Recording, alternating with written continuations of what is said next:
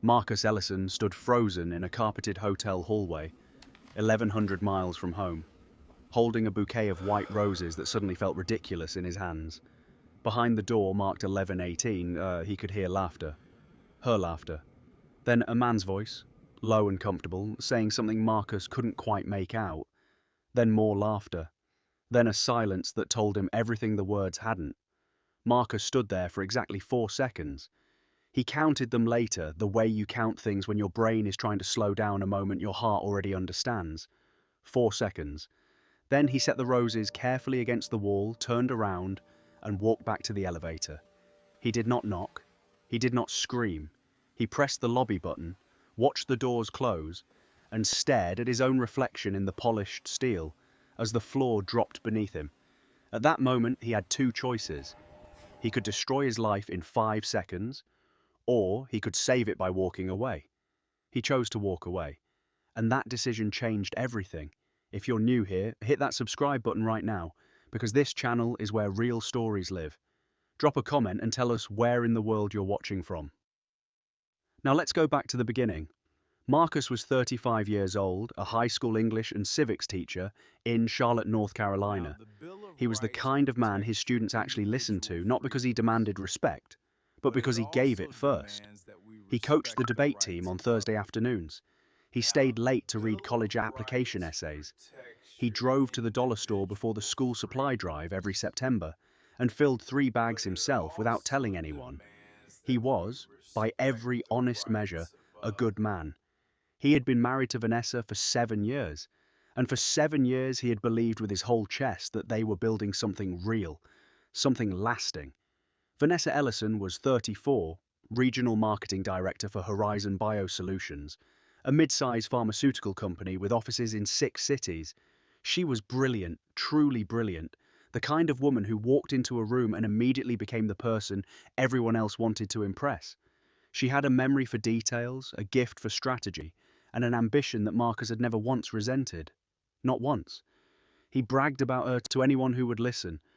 "My wife earns almost twice what I make," he would say, and he said it the way other men say they played college football. With pride, with ownership, with zero apology. They had a plan. Finish the renovations on their colonial-style home in the South End neighborhood. One more promotion for Vanessa, then they would start a family. Travel through Europe first, maybe Portugal and the Amalfi Coast, then come home and build the next chapter. Marcus had already picked out the name Elijah for a boy. Their life was ordinary. And ordinary, Marcus believed with all of himself, was exactly what love was supposed to feel like. He had no idea that ordinary had already been replaced with something else entirely. Something that had been hiding in plain sight for months. It started on a Tuesday in March. Vanessa left for what she called a corporate leadership summit in San Diego. She had packed the Thursday before, which was unusual, but she explained that she needed the weekend to prepare her presentation. She kissed Marcus on the cheek at 5 in the morning, wheeled her carry-on through the kitchen, and was gone before the coffee finished brewing. Marcus spent Friday grading essays about the Great Gatsby. He made himself pasta for dinner. He watched a basketball game he didn't care about and fell asleep on the couch by 10. And then, on Saturday afternoon, his phone buzzed with an email from his grandfather's estate attorney. His grandfather had passed 4 months earlier, a quiet man who had spent 60 years farming tobacco in Eastern Virginia. The estate had been in probate. Marcus had forgotten about it entirely. The check was for $11,000. Marcus sat at the kitchen table for a long time, holding his phone. He thought about saving it. He thought about the water heater that was starting to make that sound. He thought about the Europe trip, still years away. And then he thought about Vanessa. She had sounded tired on the phone that morning, stretched thin, the kind of tired that settles into someone's voice when they've been carrying too much for too long. She had been working brutal hours for 6 straight weeks, late nights, early mornings, dinners at her desk. What if he surprised her? The idea arrived fully formed and absolutely certain. He would fly to San Diego. He would book a suite at a hotel near the conference center. He would make a dinner reservation at one of those oceanfront restaurants with the candles and the good wine. He would show up at her conference hotel with roses and remind her that no matter how hard things got, she wasn't carrying any of it alone. He booked the flight at 4 in the afternoon. He had a seat on the 6:30 out of Charlotte Douglas. He texted Vanessa at 5. Missing you, hope the summit is going well. She replied in 30 seconds. Exhausted, but good. Miss you too. Call you tonight. He bought the roses at the airport. The flight was 3 hours. Marcus spent most of it staring out the window, running the surprise through his head. He imagined Vanessa opening her hotel room door in her conference blazer, hair pulled back, that little line between her eyebrows that appeared when she was concentrating. He imagined the moment her expression shifted from confusion to recognition to pure, overwhelmed joy. He had seen that expression exactly twice in 7 years. Once at their wedding when he cried during his vows, once when he surprised her with a first edition copy of her favorite novel for her 30th birthday. He wanted to see it a third time. San Diego was warm when he landed, the kind of warm that feels like a promise. He took a rideshare to the Meridian Grand, the hotel where the summit was being held, a glass-and steel building that looked out over the harbour. The lobby smelled like eucalyptus and expensive things. Marcus walked to the front desk with his roses and his best quiet smile. Hi, he said. My wife is a guest here. Vanessa Ellison. I'm planning a surprise. I was wondering if you could let me know her room number so I can leave these outside her door. The young receptionist, a woman with a name tag that said Brianna, smiled and began typing. Then something shifted almost imperceptibly in her expression. A small hesitation, a recalibration. Of course, she said. Actually, you may want the room that's already registered under Miss Ellison. She paused. And Mr. Adrian Cole. The lobby didn't change. The music kept playing. People kept moving through the space with their rolling bags and their conference lanyards. But inside Marcus, something went perfectly, completely still. Mr. Cole, Marcus repeated. I'm so sorry, Brianna said quickly, colour rising in her face. I should not have... Room number, Marcus said quietly. She hesitated. Please, he said. She told him. He rode the elevator to the 11th floor without feeling his legs. The numbers climbed. 8, 9, 10, 11. The doors opened. The hallway stretched out in front of him, identical doors on both sides. The carpet, the colour of old burgundy. Room Salerton in Edin was near the end. Marcus walked toward it slowly, the roses in his hand, his footsteps silent against the carpet. He could hear his own heartbeat. He stopped outside the door, and that is when he heard it. Laughter. Hers first. Full and easy. The way it only sounded when she was genuinely happy, when her guard was completely down. Then a man's voice, speaking low. Then her voice again. Softer now. Saying something he couldn't make out. Then a silence. That silence. Marcus stood there for 4 seconds. He set the roses against the wall. He turned around. He walked back to the elevator. He did not knock. He pressed the lobby button and rode back down. At the front desk, he booked his own room. 3rd floor. Single king. He paid cash. He sat on the edge of that bed for 2 hours without turning on the lights. At 9:17, his phone lit up. Hey babe, long day, heading to sleep early. Talk tomorrow? Love you. Marcus stared at that message for a long time. His thumbs hovered over the keyboard. He thought about every possible response. He thought about calling her right then. He thought about riding the elevator back up to the 11th floor and knocking on that door and letting whatever happened next happen. Instead, he typed, Sleep well. Miss you. She sent a heart emoji. That small, casual, indifferent heart emoji hurt more than anything else that had happened in the last 4 hours. Marcus did not sleep. What he did instead was think, with a cold and gathering clarity, about what came next. He was a teacher. He taught his students that emotion without strategy was just noise, that the loudest voice in the room was rarely the most powerful one, that patience, real patience, was the hardest and most effective weapon a person could carry. He picked up his phone and opened his camera. The next morning, he positioned himself in the lobby near the elevator bank with a newspaper and a cup of coffee he didn't drink. He waited. At 8:43, Adrian Cole stepped out of elevator 3.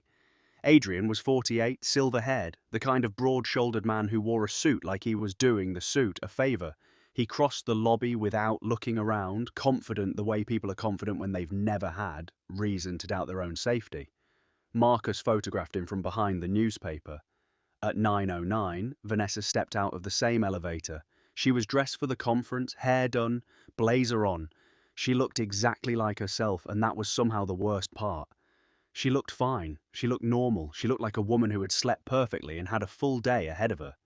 Marcus photographed her too. He watched them arrive at the conference hall from separate entrances, 12 minutes apart. He documented the time.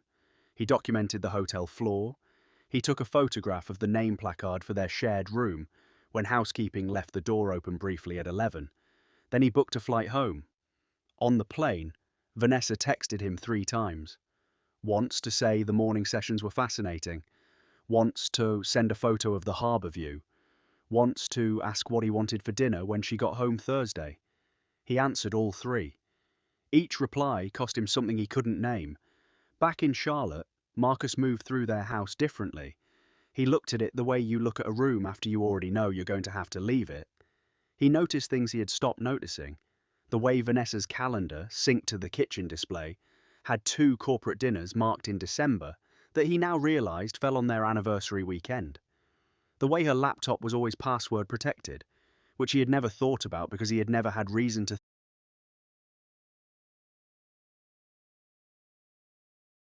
The way there were 2 receipts from a restaurant called Maison on the credit card statement he found in the recycling, both from weekday evenings when she had supposedly been working late. He pulled every statement from the last 14 months. He found 8 restaurant charges he couldn't place, 4 hotel charges that didn't match any trips he knew about, 11 ride shares from locations in the city's uptown district late on weeknights. He made a spreadsheet. He hadn't made a spreadsheet since graduate school. He made it carefully, methodically, the way he graded essays, line by line. Then he called Ethan Brooks. Ethan had been Marcus's roommate sophomore through senior year at UNC.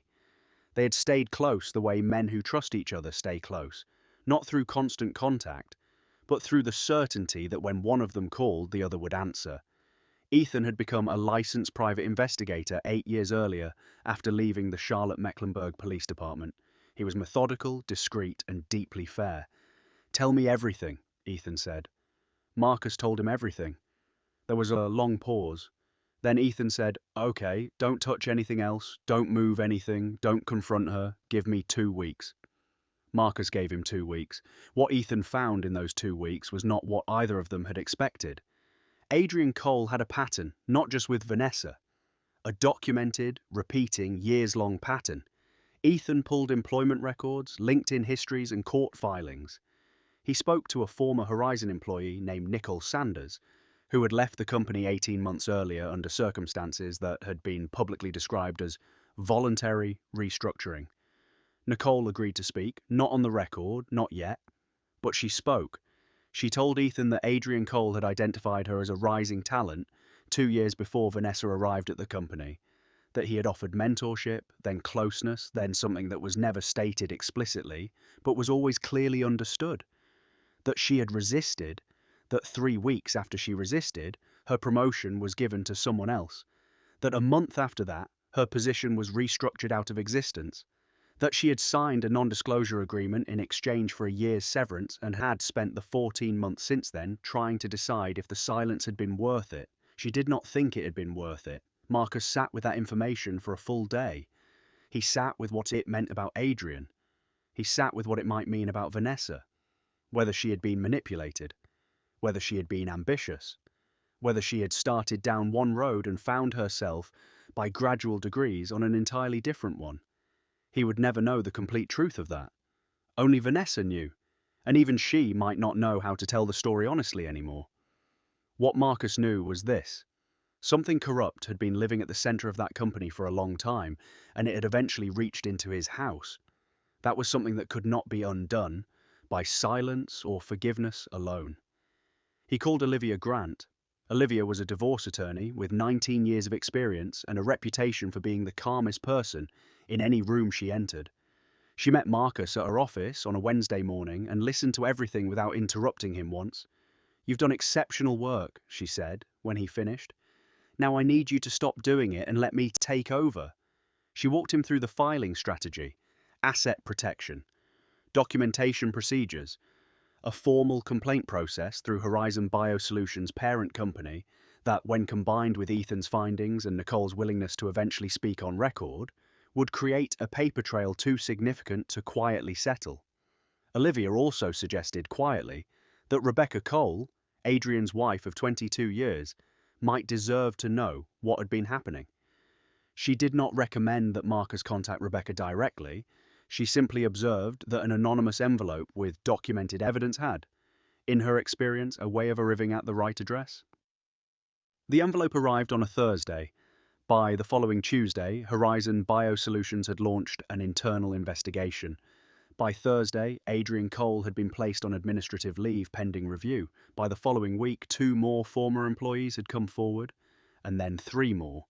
And then the story moved outside the walls of the company and into the places companies cannot control, into conversations and courtrooms, and the particular silence that falls over an organization, when everyone realizes the thing they've been quietly knowing has finally been said out loud. Marcus watched all of it from a careful distance. He was still living in the house. He was still sleeping in the bed. He was still making coffee in the morning and grading papers at the kitchen table. Vanessa had no idea how much he knew. She came home from San Diego and kissed him and complained about jet lag and asked about his week. And Marcus answered her questions and watched her face and felt the distance between who she was pretending to be and who she had become.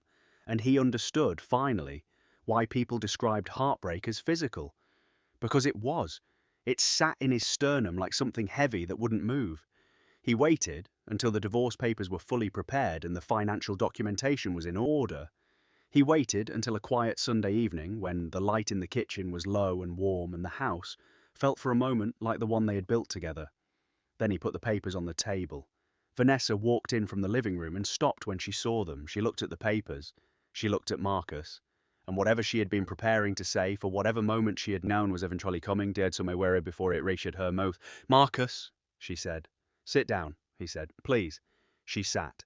She did not perform confusion. Marcus had expected her to, had braced for the theatrics of denial, but she didn't. She looked at the papers, and then she looked at her hands, and then she said, in a voice that was almost unrecognizable, "How long have you known?" "Long enough," he said. "Marcus, She stopped, started again. It started as pressure, career pressure. "I thought if I just..." She pressed her hands flat against the table. "I told myself every single week that I was going to end it. Every week." "For how long?" Marcus asked. "Almost a year," she said quietly. "Almost a year," Marcus repeated. The silence that followed was not angry. It was something worse than angry. It was final. "I'm sorry," Vanessa said. "I know that doesn't..." "I forgive you," Marcus said. She looked up at him, startled. "I mean that," he said. "But forgiving you and trusting you again are 2 different things, and I can't trust who you've become. I've tried to find a way, and I can't." He slid the papers slightly closer to a side of the table. "I need you to sign those," he said. He stood up. He walked to the back door. He stepped out into the yard and stood in the dark for a while, listening to the neighborhood sounds. A dog barking 3 houses down, a car passing on the street, the ordinary sounds of a world that had kept moving while his stopped and then started again in a different direction. He did not cry. He had done his crying on the 3rd floor of the Meridian Grand Hotel in San Diego, alone in a dark room, on the worst night of his life. He didn't have anything left to cry now. What he felt instead was something quieter and more complicated. Something that would take a long time to understand. Don't forget to like this video before you keep watching. It genuinely helps this channel keep going, and it takes about 2 seconds. The months that followed were not easy. Nothing honest about healing ever is. But they were real. Marcus threw himself into the debate team with a focus that his students noticed and absorbed. He took a solo trip to Asheville in April and hiked 17 miles over 2 days and felt, at the top of the second ridge, something that was close enough to peace that he decided to call it that.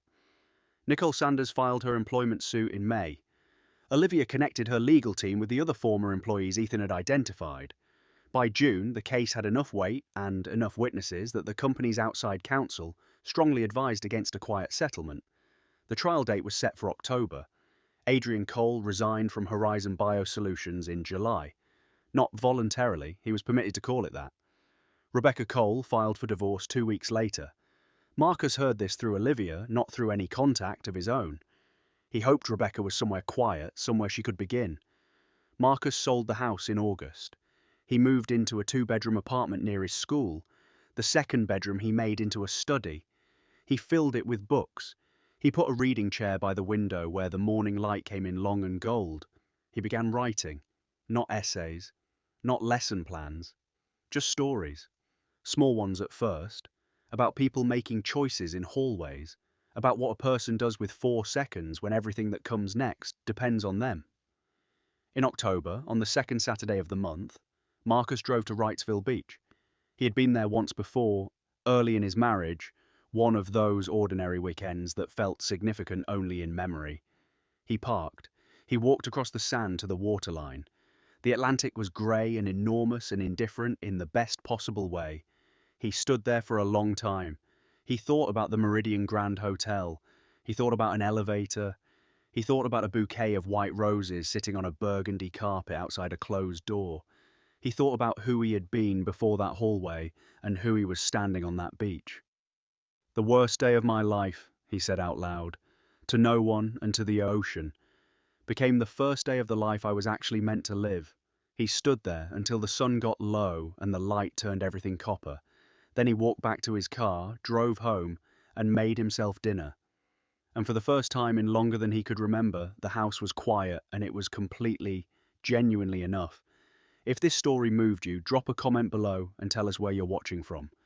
We have viewers from all over the world, and we love hearing from every single one of you. Share this with someone who needs to hear it today. And if you're not subscribed yet, now is the time. More stories just like this one are coming, and you do not want to miss them.